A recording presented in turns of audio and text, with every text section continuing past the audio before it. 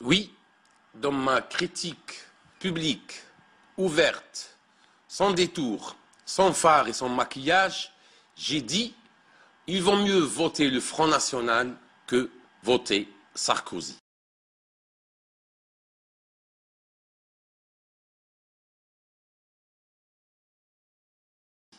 Quand on dit il faut voter pour le diable que pour Sarkozy, est-ce que le diable est blanchi pour autant ou il cesse d'être diable? C'est une métaphore. Oui, je l'ai dit, parce que j'ai la conviction que le Front National est un ennemi à visage découvert, un ennemi traditionnel. Le Front National, on connaît d'où il vient, on connaît ses racines qui sentent Vichy, on connaît sa nostalgie de l'Algérie française, on connaît son antisémitisme à peine voilé, on connaît son discours anti-arabe et anti-islam. Ce n'est pas un problème. Ils ont leur France, nous avons la nôtre. Nous, la France plurielle, nous avons notre France qui n'est pas compatible, qui ne peut pas cohabiter avec la leur. Celui qui est plus convaincant, celui qui est plus rationnel, celui qui présente un projet d'avenir pour ce grand pays, il l'emportera. C'est un débat entre nous.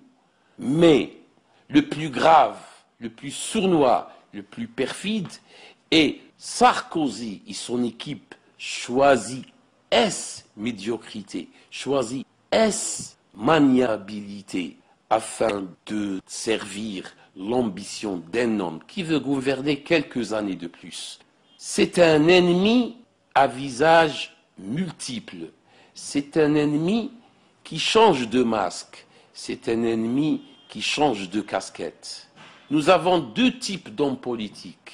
Nous avons l'homme politique qui n'existe plus, la race qui n'existe plus. C'est les hommes politiques qui sont animés par un idéal, qui ont un minimum d'utopie, qui ont un rêve pour façonner la société, pour la changer, pour la faire avancer.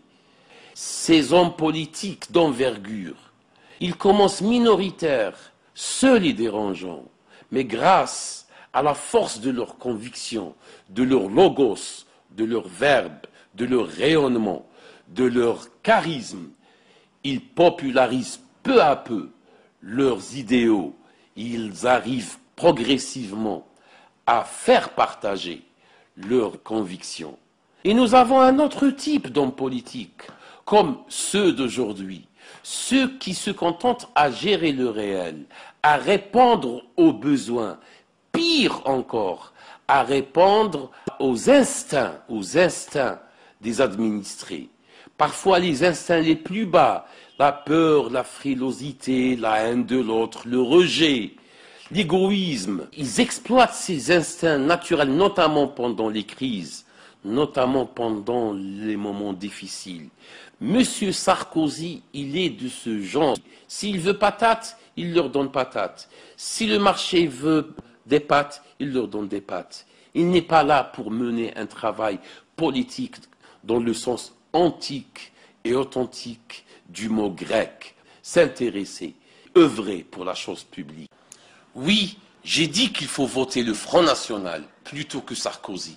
Nicolas Sarkozy, par crainte du Front National et pour récupérer l'électorat Front National, il est tout simplement et tout bêtement en train d'appliquer leur programme.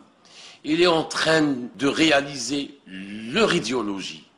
Nicolas Sarkozy fait passer des lois dont le Front National lui-même ne... Nicolas Sarkozy expulse des familles. Nicolas Sarkozy expulse des enfants. Nicolas Sarkozy expulse des bébés à la mamelle de leur mère. Nicolas Sarkozy a noirci l'image d'une France généreuse, accueillante et qui fait son possible.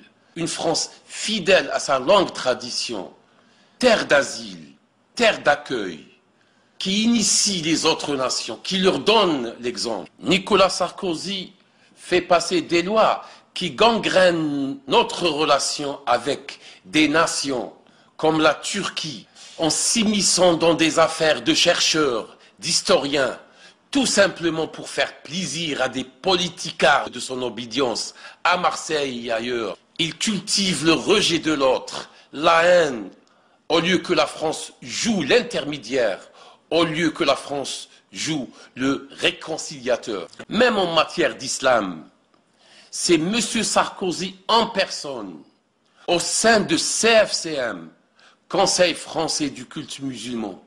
Il nous a imposé les franges les plus radicales, les plus sectaires de l'islam. Il leur a donné visibilité, il leur a donné officialité et légitimité.